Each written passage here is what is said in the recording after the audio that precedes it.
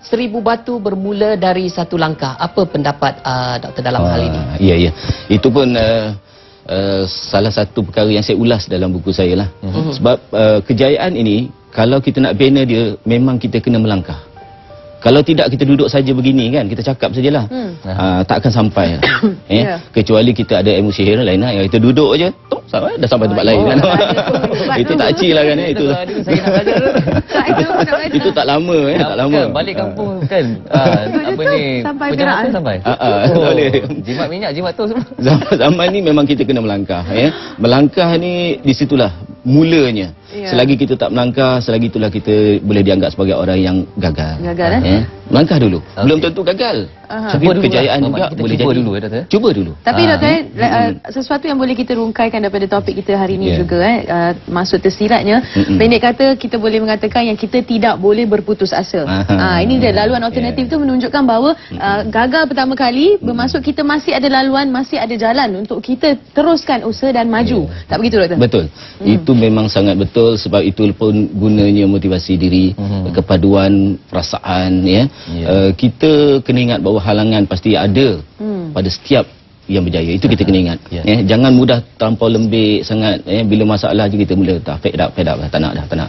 Teruskan selagi hidup. Ya tak? Sebab kita tak tahu, mungkin kejayaan kita just di balik pintu. Kita tak nak buka pintu je. Kenapa? Baik doktor. Seperkara lagi ada pepatah lama yang mengatakan juga bahawa yang lebih penting adalah perjalanan itu sendiri daripada destinasi. Tapi okey, di antara perjalanan dan juga destinasi, bolehkah kita mengetepikan salah satu ataupun salah satunya lebih penting daripada yang satu lagi, ataupun sebenarnya kedua-duanya sama, perjalanan itu sendiri dan juga destinasi atau matlamat yang kita cuba capai itu? Kedua-duanya hampir sama, Cik Azri. Maknanya kita kena faham bahawa matlamat dan usaha itu perlu jalan seiring. Dan satu lagi, jangan lupa doa. Doa kena dipanjatkan selalu. Sebab apa? Di sini kepasrahan kita datang, tawakal kita datang. Sebab apa? Mungkin kita tak sampai. Bila kita tak sampai, kita nak salahkan siapa? Nak salahkan kerajaan, salahkan ibu ayah, salahkan orang kampung, nak salahkan siapa? Jadi di situlah pentingnya pasrah. Maknanya bila kita dah buat, kita dah usaha, ataupun dalam usaha, dalam buat, kita pasrahkan kepada Tuhan. Moga-moga Tuhan beri kita yang terbaik. Baik.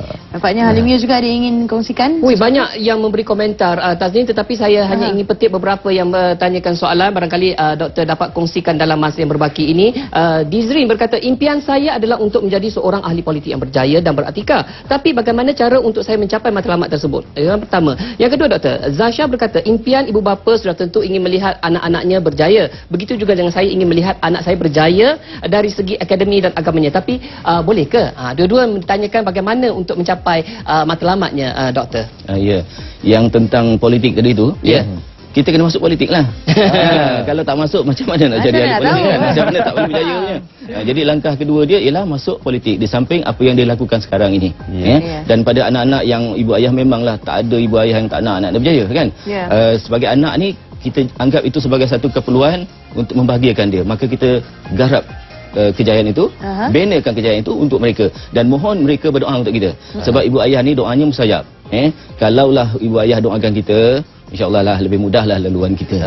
Kalau nak cerita tentang kejayaan orang politik ni, dalam buku laluan kedua ke puncak ni pun, Dr. Syam tu ada juga menyebut tentang kejayaan orang politik, orang berniaga macam mana, orang agama macam mana, orang bekerja, orang bekerjaya macam mana. Bekerja dan bekerjaya itu ada beza tu. Ada beza. Orang jahat pun ada.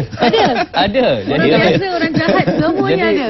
Jadi anda berpeluang dapatkan buku ni untuk sama-sama kita dalami laluan kedua dan laluan alternatif yang boleh kita pilih untuk menuju ke puncak. Okey, mari kita ucapkan ribuan terima kasih pada Dr. Hisham Tua di atas kata-kata yang memberi perangsang sebenarnya di pagi hari ini untuk semua penonton-penonton Selamat Pagi Satu Malaysia. Okey, baik, seterusnya. Kalau tadi kita dah bersantai di sini bersama tetamu kita, selepas ini kita nak ke mana, Hazri? Kita nak teruskan perjalanan, tapi dalam kita meneruskan perjalanan tu, kita kena juga berehat, kena juga berhenti minum. Jadi kita bersantai sekejap lah. Bersama media dalam program anjuran Yayasan Pendidikan Ceras dalam sana-sana. Kita bersantai bersama mereka dan jangan ke mana-mana, kembali bersama kami dalam Selamat Pagi Satu Malaysia.